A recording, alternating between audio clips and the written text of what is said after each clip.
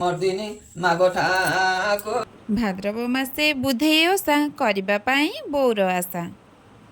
आज थिला घर दुई दुईटी पूजा बोऊ को साहाଯ୍य करबाकू जाई पूजा अरेंजमेंट रे लागी पड़िली।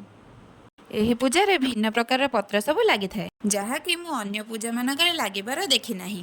देखुनांती नॉर्मली आम पूजा मानकरे आंबडाळ बेलपत्र दुब बरकोली पत्र एतिकी ही लागे मु जानिबारे, किंतु ए पूजा रे बहुत प्रकार पत्र फूल मध्य लागे जेमिति कि आंबडाळ बेलपत्र सेगुड़ा तो नॉर्मली जहा लागे, किंतु बाउंस पत्र कखारु फूल अँला डाल काकुड़ी फूल विभिन्न प्रकार फूल सब लगी थाए।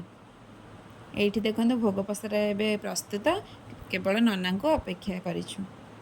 कथा मध्य नना आसी पूजा कार्य आरंभ कलेनी। रानी जया दोबे बड़ा मागो दया कर मते, दया कर मते एबे दया कर मते।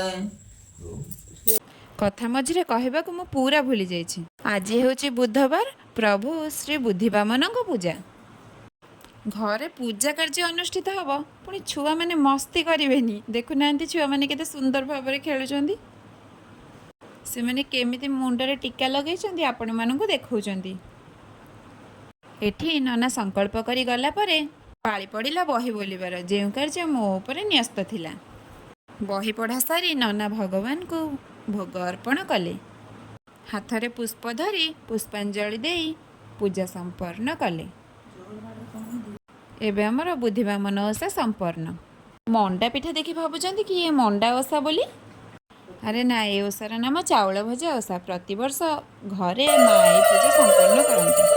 एही पूजा रे प्रभु शिव पार्वती को मंडा एवं चाउल भजार भोग लगाए।